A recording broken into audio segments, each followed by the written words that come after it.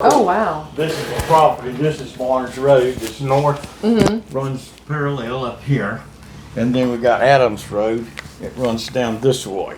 And so where you guys came in is you came right down this line here. And then it kind of come across those things, and then this is the house. This is where you are now.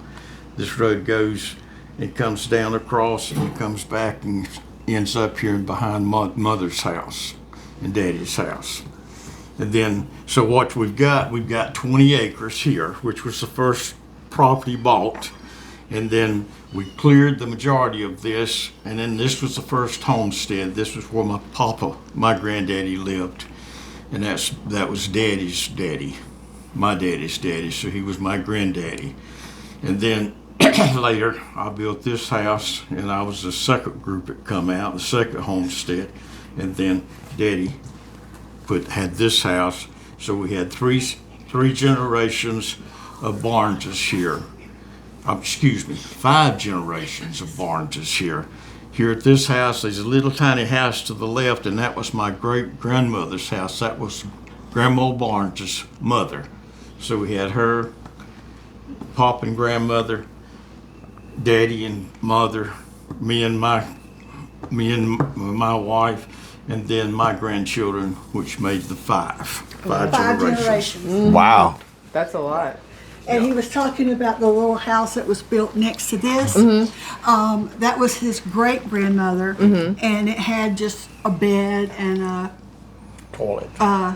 chamber pot that you put underneath your bed. Because they didn't get along, she only went into the house to have Food. Yeah. Yeah. And so then we bought this 40 acres over here. North of this is the 3 fish ponds, and there's a little one here that we raised catfish fingerlings in back in the day. We don't do it anymore. But then this 40 acres was the last parcel purchased, and that made the total 100-acre compound.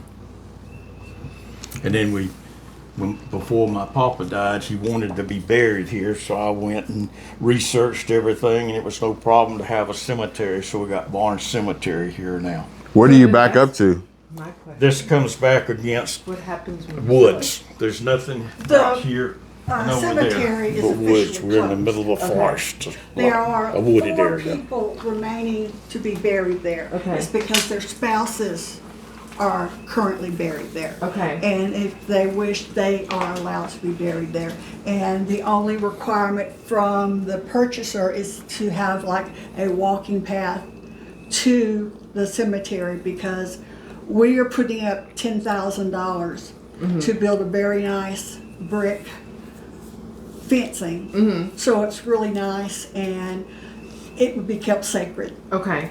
So whoever buys the property, the cemetery would still be under you guys, or would it be No. part of their property It'd then? be their property. Okay. The only thing we required out of them when the property is sold would be that we have access to it so that we can visit our relatives that are there.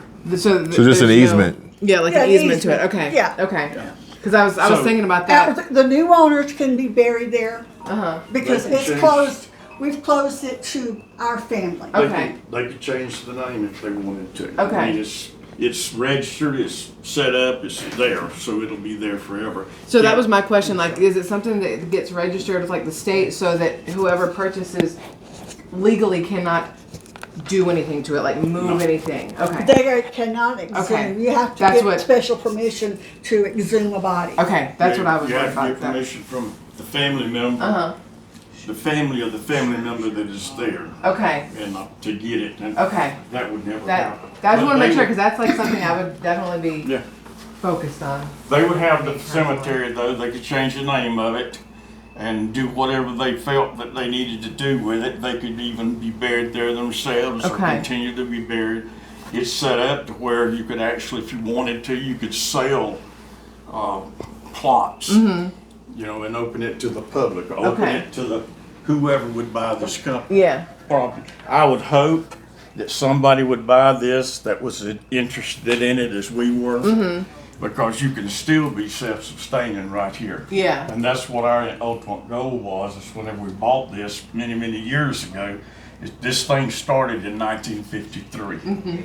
and it progressed right on up until my children and mom and daddy's siblings, they all got grown and moved off. You know, they didn't want to be here any longer, or didn't want to participate any longer. Their lives are elsewhere. Yeah. Yeah. Well, it's a lot of work to But take many care of of It is. the space. And the amount of acreage that they were going to get, there was nothing financially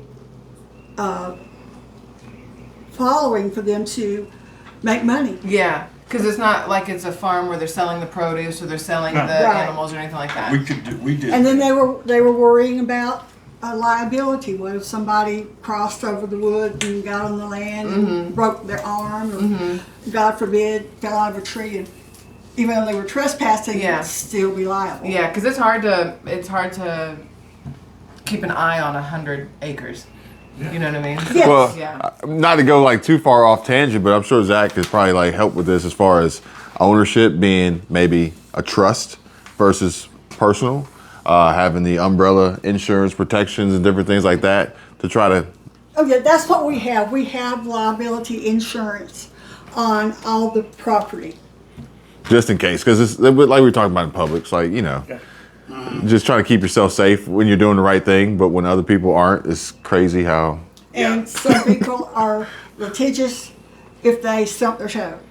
Well, Because I was planning on jumping off there head first off the back porch, you know what I'm saying, today. Just jump off head first out. That's just Zach. Yeah, that's normal behavior. well, this yeah. morning was a little cooler. And Are you- you would be the first non-family members, I think, to go down into the famous storm shelter. Oh wow! Cool, cool. Don't lock us And you in, were we'll be talking good. about people coming out. We have very few people that come out. We don't have, except for family. You know, as far as friends and outside acquaintances. When you start thinking about it, we all, Diane and myself both, we have numbers and numbers of friends. But I can only think of about a handful that we've ever invited out here. Well, thank you. We appreciate Yeah, thank you. the Absolutely. information. Thank you. And I asked Zach if it was okay, but it's okay for us to record and yes, and share this. absolutely. Okay.